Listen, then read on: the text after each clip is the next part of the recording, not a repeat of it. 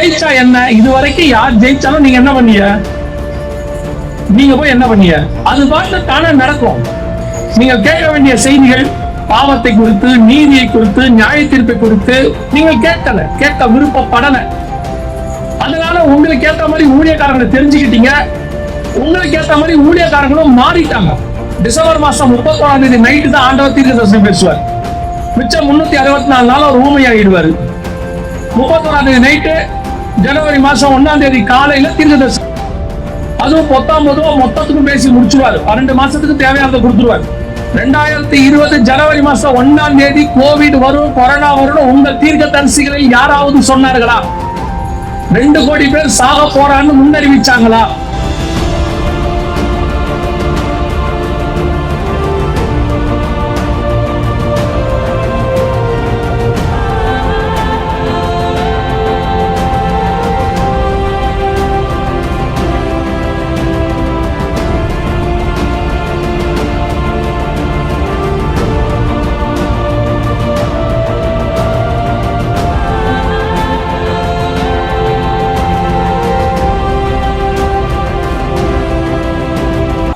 யோவான் 16 சொல்லுது, ஆவியானவரை பத்தி சொல்லும் பொழுது வரப்போற காரியங்களை உனக்கு சொல்லுவார்னு இருக்கு. இன்னைக்கு சொன்னாரா? இவ்வளவு பெரிய விஷயம் நடக்குது. குறைஞ்சபட்சம் 2 கோடி பேர் செத்துருக்கிறாங்கன்னு உலக சுகாதார மையம் அறிவிச்சிருக்கு. உலகம் முழுக்க ஒரு 1,80,000 பேர், 1,80,000 பேர் இருக்கிற நினிவே பட்டணத்துடைய அழிவுக்கு கர்த்தர் பரிதவிச்சார் இருக்கு. ஐயோ, இவ்வளவு பேர் இடது கைக்கும் வலது கைக்கும் வித்தியாசத்துல ஜனம் இருக்கிறாங்களப்பான்னு கேட்டார். ஆனா இங்க 2 கோடி பேர் செத்து போயிருக்கான். இதை எப்படி கர்த்தர் சொல்லாமல் இருப்பார்? எப்படி எழுதி கொடுக்காமல் இருப்பார்? உலகத்துக்கு தெரியாவிட்டால் நியாயம். ஏன்னா அவங்க கையில வேதம் இல்ல. கையில வேதம் வச்சிருக்கிறீங்கல்ல, வாரம் செய்தி கேட்கறீங்கல்ல, அப்போ அதுக்கு முந்தின வாரமா சொல்லி இருக்கணுமே.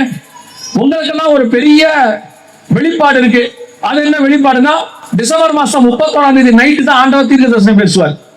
மிச்சம் 364 நாள் அவர் ஊமையாகிடுவாரு. 31ஆம் தேதி நைட்டு, ஜனவரி மாசம் 1ஆம் தேதி காலையில தீர்க்கதரிசனம் பேசுவார். அதுவும் 19 மொத்தத்துக்கும் பேசி முடிச்சுவார். 12 மாசத்துக்கு தேவையானதை கொடுத்துருவார். எசேக்கியேலை கூப்பிட்டு 6ஆம் வருஷம் 6ஆம் மாசம் 5ஆம் தேதி பேசுவார். ஆனா இப்ப இருக்கிற எசேக்கியேலா இருந்தா 1ஆம் தேதியே பேசி முடிச்சிடுவார். நடுவில் பேச மாட்டார்.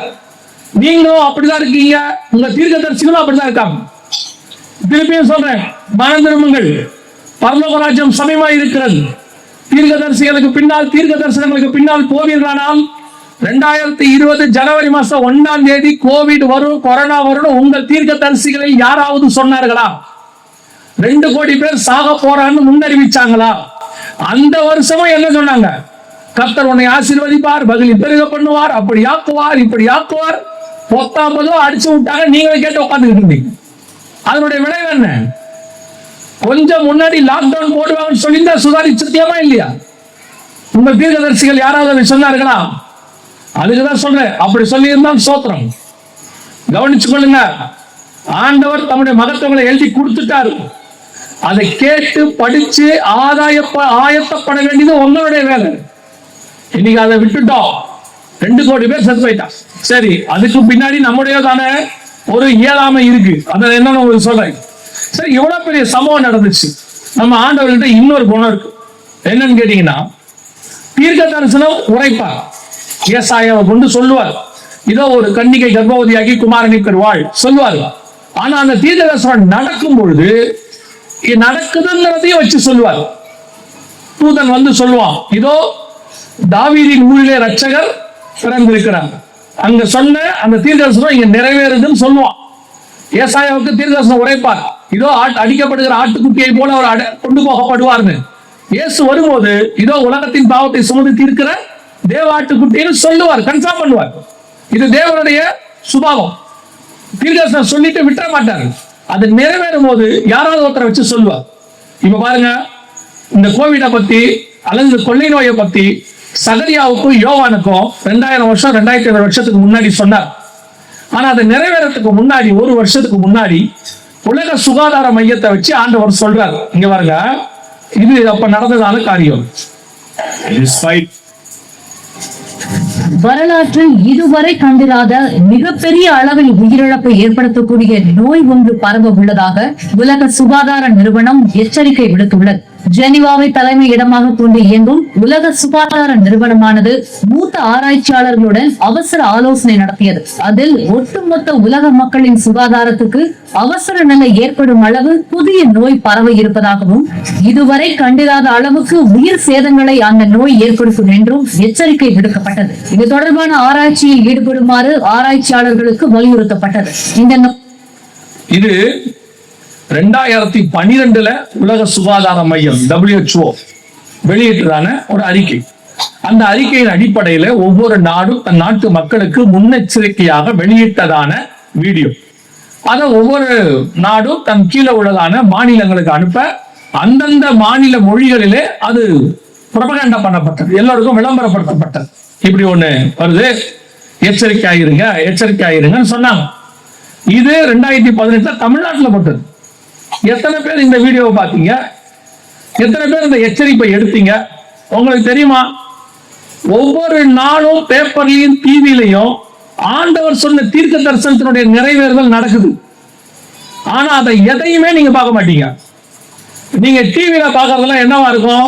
ஒண்ணு சீரியலா இருக்கும், இல்ல அரசியல் கதையா இருக்கும், இல்ல கிரிக்கெட்டா இருக்கும். இது எதுலையுமே உங்களுக்கு பிரயோஜனம் இல்லை. நீங்க பார்க்கிற எதுலையுமே உங்களுக்கு பிரயோஜனம் இல்லை. ஆனா பார்க்க வேண்டிய நியூஸ் எதையுமே நீங்க பார்க்க மாட்டீங்க. முக்கியமான செய்தி எதுவோ, இப்பவுமே இந்த ஈரான் இஸ்ரேல் US பிரச்சனையில நீங்க அந்த நியூஸை எத்தனை பேர் பாக்குறீங்கன்னு தெரியாது. அதுல என்னென்ன தீர்க்க தரிசனங்கள் ஒவ்வொரு நாளும் நிறைவேறுகிறது அதுவும் தெரியாது. இப்பவும் உங்களுக்கு என்ன, அடுத்த வாரம் யார் ஜெயிப்பா, நீங்க யார் ஜெயிச்சா என்ன, இதுவரைக்கும் யார் ஜெயிச்சாலும் நீங்க என்ன பண்ணீங்க, நீங்க போய் என்ன பண்ணீங்க, அது பாட்டு தானே நடக்கும். அவங்க யார் வராங்களோ அவங்க ஆட்சி அமைப்பாங்க, அவங்க மக்களுக்கு நல்லது செய்வாங்க, அது பாட்டு போகும். உங்களுக்கு என்ன, உங்க போட வேண்டிய கடமை ஓட்டு போட்டுட்டீங்க, அதையே உட்கார்ந்து பாக்குறதுக்கு. நான் உங்களை பார்க்க வேணும்னு சொல்ல, அதை விட முக்கியமான விஷயம் ஒண்ணு வந்திருக்கு. ஒரு காரியம் நடந்துகிட்டு இருக்கு, வேதத்தில் சொன்ன தீர்க்க தரிசனம் நிறைவேறுது. இதை விட ஆண்டவர் எப்படி உங்களுக்கு சொல்லுவாரு? எழுதியும் கொடுக்கிறாரு, ஒரு ஆளை வச்சு அதை நிறைவேற்றுறாரு. அதை நிறைவேறும் போது நிறைவேறுதுன்னு யாரோ ஒருத்தரை வச்சு சொல்றாரு. ஆனா எதுக்குமே செவி சாய்க்க மாட்டோம், எதுக்குமே நாங்க கேட்க மாட்டோம். எங்கள் காதுகள் எல்லாம் ஆசீர்வாதத்துக்கு நேராக திரும்பி இருக்கிறது. எங்கள் காதுகள் எல்லாம் அடுத்த தலைமுறைக்கு சொத்து சேர்ப்பது நிரம்பி இருக்கு. அதோட விளைவு என்ன? இந்த தலைமுறையில உங்க தலைக்கு மேல நடக்கிற விஷயத்தை தெரிந்து கொள்ளவில்லை. நீங்கள் 2 கோடி பேர் செத்துருக்காங்க. இப்ப நம்ம இதுல எடுத்துக்கோங்க, எத்தனையோ 1000 பேர் செத்து போனாங்க. இவ்வளவும் உங்க ஏரியாலையும் நடந்திருக்கு. இதுல 2 காரியம் இருக்கு. ஒண்ணு, உங்களுக்கு நெருக்கமானவங்க உங்க வீட்டுல உள்ளவங்க ஒரு சிலர் செத்து இருக்கிறாங்க. நீங்க நினைச்சிருந்தா அது உங்க வீட்டுக்குள்ள வராம தடுத்து இருக்கலாம். எப்பவுமே ஒரு விஷயம் புரிஞ்சுக்கோங்க, ஒரு வாதை கர்த்தரால் அனுமதி கொடுக்கப்படுகிறது என்றால் அதுல அவர் செய்யற இன்னொரு மிக முக்கியமான விஷயம், உலகத்தின் ஜனங்களுக்கும் தேவ ஜனங்களுக்கும் வித்தியாசத்தை காட்டுவார். அவங்களுக்கு வர்றது உங்களுக்கு வர விட மாட்டார். அப்படி வர விடாம விட்டாதான் நீங்கள் தேவ ஜனங்கள் என்பது நிதர்சனமாகும். எகிப்தியர் வந்த வாதை இஸ்ரவேல் இருந்த கோசே நாட்டில் வராது. அப்பதான் அது தேவ ஜனம்னு தெரியும். இஸ்ரவேல்ல வந்த பஞ்சம் எலியா இருக்கிற சாரிபாத் விதவின் வீட்டுக்கு வராது. அப்பதான் அவன் தேவ மனுஷன் அர்த்தம். சோதோமுக்கு வந்த அழிவு லோத்துக்கு வராது. அப்பதான் அவன் நீதிமான்னு அர்த்தம். ஆனா இங்க என்ன நடக்குது? உலகத்தாருக்கு வர எல்லாமே உங்களுக்கு நடந்துச்சு. உலகத்தாரை விட நீங்க தான் அதிகம் பயந்தீர்கள். அவங்களுக்கு இருந்த தைரியம் கூட உங்களுக்கு இல்லை. என்ன காரணம்? சபை கடந்த 25-30 வருஷமா இது எதுக்குமே ஆயத்தப்படலை. வெறும் ஆசீர்வாதம் ஆசீர்வாதம் ஆசீர்வாதம்னு கேட்டிய. நீங்கள் கேட்டதுனால கர்த்தர் உங்களை ஆசீர்வதிக்கல. உண்மை உள்ள மனுஷன் பரிபூர்ண ஆசீர்வாதங்களை பெறுவான், அவ்வளவுதான். அதனால கர்த்தர் கொடுத்தார். ஆனா என்ன நடக்குது? நீங்கள் கேட்க வேண்டிய செய்திகள் பாவத்தை குறித்து, நீதியை குறித்து, நியாய தீர்ப்பை குறித்து நீங்கள் கேட்கல, கேட்க விருப்பப்படல. அதனால உங்களுக்கு ஏத்த மாதிரி ஊழியக்காரங்களை தெரிஞ்சுக்கிட்டீங்க. உங்களுக்கு ஏத்த மாதிரி ஊழியக்காரங்களும் மாறிட்டாங்க. எவாஞ்சலிஸ்ட்ல இருந்து தீர்க்கதரிசில இருந்து அத்தனை பேரும். இப்பதான் ஒரு கொரோனா வந்ததுல இருந்து ஒரு 5 வருஷமா தீர்க்கதரிசிகள்லாம் கொள்ளை நோய் வரும், சுனாமி வரும்னு சொல்லிட்டு இருக்காங்க. ஆனா அதுக்கு முன்னாடி 20 வருஷமா உங்களுக்கு வெறும் ஆசீர்வாதத்தை தான் தீர்க்க தரிசனமா வந்துச்சு. அதனால என்ன ஆச்சு? இவ்வளவு பெரிய கொள்ளை நோய் வந்துச்சு. உங்களால அதெல்லாம் தப்பிக்க முடியல. உங்க வீட்டுக்குள்ள அந்த கொள்ளை நோய் வந்துச்சு. உங்க வீட்டுக்குள்ள உள்ள ஒன்னு ரெண்டு பேர் செத்து போனாங்க. ஆனால் உங்களால் காப்பாற்ற முடியவில்லை. அதை தாண்டி இரண்டாவது உங்களை காப்பாத்தி இருக்கணும். அதோடு கூட இன்னொரு பெரிய எழுப்புதல் உங்க மூலமா நம்ம மூலமா கோவிட்ல வந்திருக்கணும். என்ன வந்திருக்கணும்? இப்ப இப்படி நடந்துச்சுன்னு வச்சுக்கோங்க. உலகம் முழுக்க கோவிட் வருது. ஆனா அது விசுவாசிகள் வீடுகளுக்குள்ள மட்டும் வரல, சபைகளுக்குள்ள மட்டும் வரலன்னு வச்சுக்கோங்க. என்ன நடந்திருக்கும் தெரியுமா? இது முடிஞ்ச உடனே ஒரு சர்வே எடுத்தாங்க. உலகம் முழுக்க எல்லா நாட்டிலையும் எல்லா மாகாணங்களையும் எடுத்தாங்க. எதுல எவ்வளவு பேர் பாதிக்கப்பட்டிருக்கிறாங்க. அப்போ ஒரு சர்வே வரும். அந்த மாதிரிதான் எகிப்துல வந்துச்சு. அந்த சர்வே என்ன சொல்லும்? எகிப்து முழுக்க வாதை வந்துச்சு, அது இஸ்ரவேல் இருந்த கோசேன் நாட்டுல மட்டும் வரல அப்படின்னு சொல்லிச்சு. அதே மாதிரி ஒரு சர்வே கொரோனால வந்திருக்கணும். எப்படி வந்திருக்கணும்? எல்லாருக்கும் வந்துச்சு உலகம் முழுக்க. ஆனா உண்மையா ஜெபிக்கிற கிறிஸ்தவர்கள் வீடுகளிலே ஒரு மரணம் கூட இல்லைன்னு வந்திருக்கு. வந்திருந்தால் நீங்கள் சுவிசேஷம் சொல்ல வேண்டியதில்லை. புறஜாதியார் தானாய் சுவிசேஷத்தை தெரிந்திருப்பார்கள். அவனே உங்களை பார்த்து தெரிஞ்சுப்பா, இவர்கள் தேவன் பெரியவர் அப்படின்னு. இது நடக்குமா? நடக்கும். எகிப்துல ஆண்டவர் வாதையில எகிப்து தலைப்பில எல்லாம் சங்காதம் ஆயிடுச்சு. அந்த ராத்திரியில இஸ்ரவேல் ஜனங்க புறப்படுறாங்க. புறப்பட்டு போகும்போது வசனம் சொல்லுது, அவர்களோடு கூட இஸ்ரவேலோடு கூட யாத்திராகமம் 12ஆம் அதிகாரத்தில் இருக்கு, இஸ்ரவேலோடு கூட பல ஜாதியான மனுஷரும் கடந்து போனார்கள். அவர்களோடு கூட பல ஜாதியான மனுஷரும் அப்படின்னா என்ன அர்த்தம்னா, இஸ்ரவேல் அல்லாத பல மொழி மக்கள், பல நாட்டு மக்கள் அவங்க கூட எகிப்துல இருந்து போனாங்களாம். எங்க போறாங்க? வனாந்தரத்துக்கு போறாங்க. ஒரு உதாரணத்துக்கு இவங்க 6 லட்சம் புருஷர், மனைவி, பிள்ளைகள், ஆடு மாடு போகும்போது சம்பந்தம் இல்லாத அவனும் வரான் கூட, ஒரு பெரிய கூட்டம். அப்ப கேட்பாங்க, ஏம்பா அவன் தான் இஸ்ரவேல, அவன் தேவன் அவங்களை விடுதலை ஆக்கினாருன்னு சொல்றான், அவன் போறான், உனக்கும் இஸ்ரவேலுக்கும் சம்பந்தம் இல்லையே, நீ ஏன் அவன் கூட இப்படி வனாந்தரத்துக்கு போற அப்படின்னு கேட்டா அடுத்த அவன் ஒரு வார்த்தை சொல்லுவான், இந்த ஆசீர்வாதம் நினைக்கிற எகிப்துல இருந்து சாவதை விட இந்த இஸ்ரவேலோடு கூட வனாந்தரத்தில் வாழ்வது மேல், இவர்கள் தேவனை விட இஸ்ரவேலின் தேவனே மேலான தேவன் அவன் சொல்லியிருப்பான். சாட்சி இஸ்ரவேலர்கள் சொல்ல வேணாம், கூட இருக்கவும் சொல்லுவோம். அதே மாதிரி இப்ப நடந்திருக்கணுமா இல்லையா? சொல்லிருக்கணுமா இல்லையா? நம்ம ஆண்டவருக்கு இன்னும் ஜீவனோடு கூட இருக்கிறார். ஆண்டவருடைய நாமம் இன்னும் வல்லமை வாய்ந்தது. இயேசுவின் நாமத்தை போல வல்லமையான நாமம் உலகத்தில் கிடையவே கிடையாது. ஏன்னா வசனம் சொல்லுது, வானத்தின் கீழெங்கும் பூமியின் மேலெங்கும் இயேசுவின் நாமம் அல்லால் வேறொரு நாமம் இல்லை. அப்படிதான் வசனம் சொல்லுது. அந்த நாமத்தை உடையவர்கள் நீங்களும் நானும். இதை கையில வச்சிருக்கோம். ஏன் ஜெயிக்க முடியல? அப்போ இந்த நாமத்தை யூஸ் பண்றதுக்கு அதுக்கு ஒரே ஒரு ஃபார்முலா கேட்கிறார். ஒன்னே ஒண்ணுதான் கேட்கிறார். அவர் என்ன சொல்றாரு? விசுவாசிக்கிறவர்கள் நடக்கிற அடையாளங்களாவன, வியாதியஸ்தர் மேல் கைகளை வைப்பார்கள், அவர்கள் சொஸ்தமாவார்கள். அப்போ இந்த கோவிட்ல நீங்க மற்றவங்களுக்கு ஒரு சுகமளிக்கிறதோ அல்லது வியாதி வராம தடுக்கிறதோ இயேசு கிறிஸ்துவின் நாமத்தால முடியும். ஆனா அதுக்கு உங்ககிட்ட என்ன இருக்கணும்? விசுவாசம் இருக்கணும்.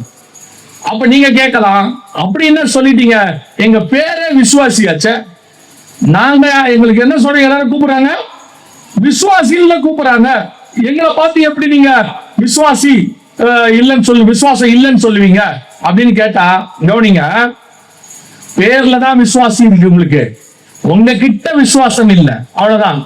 இஸ்ரவேல் அப்படின்னா தேவனுடைய ஜனம் அப்படின்னு அர்த்தம். அவன் பேரே தேவனுடைய ஜனம், ஆனா அவங்கிட்ட யாரு இல்ல? தேவன் இல்ல.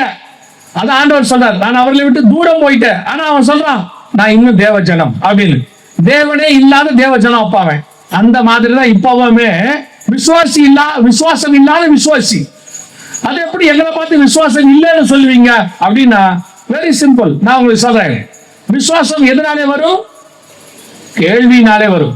நீங்க எவ்வளவு அதிகமா விசுவாச வார்த்தைகளை கேட்கிறீங்களோ அவ்வளவு உங்களுக்குள்ள என்ன வரும்? விசுவாசம் வரும். நீங்க தான் 25 வருஷமா விசுவாச வார்த்தையை கேட்கலையே. நீங்க கடந்த 25 வருஷமா கேட்டதெல்லாம் ஆசீர்வாத வார்த்தை தானே. கர்த்தர் வீடு கொடுப்பார், கர்த்தர் வாசல் கொடுப்பார், கர்த்தர் லேண்ட் கொடுப்பார், வெளிநாட்டுல வேலை கொடுப்பார், பொண்ணுக்கு மாப்பிள்ளை கொடுப்பார், பையனுக்கு பொண்ணு கொடுப்பார். இப்படி எழுதி எழுதி எழுதி எழுதி எழுதி உடனே லெட்டர் எழுதுறது, இல்ல ஒரு போனை பண்றது, ஒண்ணு பவர் உள்ள ஊழியக்காரரை புடிச்சுக்கிறது, இல்ல டவர் உள்ள ஊழியத்தை புடிச்சுக்கிறது, எங்கேயாவது ஒரு போனை அடிக்கிறது. ரொம்ப வருஷமா என் பிள்ளைக்கு கல்யாணமே ஆகல. உங்க விசுவாசம் எது மேல இருந்துச்சு? 25 வருஷமா உலகத்தில் உள்ள காரியங்கள் மேலதானே இருந்துச்சு. அதனால நீங்க எதை விசுவாசிச்சீங்க? வீடு வேணும்னு விசுவாசிங்க, ஆண்டவர் கொடுத்துட்டாரு. பிள்ளைக்கு கல்யாணம் ஆகணும்னு விசுவாசிங்க, நடந்துருச்சு. இப்போ உங்ககிட்ட வீடு இருக்கு, கார் இருக்கு, லேண்ட் இருக்கு, எல்லாம் இருக்கு. இப்பெல்லாம் முந்தைய போன ஜெனரேஷன்ல கஷ்டப்பட்ட ஊழியக்கார மாதிரிலாம் இப்ப யாரும் கிடையாது. போன தலைமுறை ஊழியக்காரங்க சாப்பாட்டுக்கே கஷ்டப்பட்டது இருக்கு. ஆனா இப்ப அதெல்லாம் இல்ல. இப்ப எல்லாம் நல்லா இருக்கீங்க, அதெல்லாம் மாற்று கருத்துலாம் கிடையாது. நீங்க சும்மா ஆண்டவர் உங்க கஷ்டம் எல்லாம் என்ன நான் சொல்றேன். உங்க கஷ்டம் என்ன? பையன் அமெரிக்கா ஸ்கூல்ல படிக்கிறான், ஃபீஸ் கட்ட முடியல, இதான் உங்க கஷ்டம். உங்க கஷ்டம் என்ன? நான் ஒரு சின்ன கார் வச்சிருக்கேன், உடம்பெல்லாம் வலிக்குது, இனோவா இருந்தா நல்லா இருக்கும். உங்க கஷ்டம் இதான். இப்ப உங்க கஷ்டம் இப்ப போட இந்த மிஷினரிகள் மாதிரி சாப்பாட்டு கஷ்டம் எல்லாம் கிடையாது உங்களுக்கு. அப்ப இந்த 25 வருஷமா நீங்க ஊழியக்காரங்களை பயன்படுத்திக்கிட்டீங்களா, இல்ல ஊழியக்காரங்க உங்களை பயன்படுத்திக்கிட்டாங்களான்னு தெரியாது.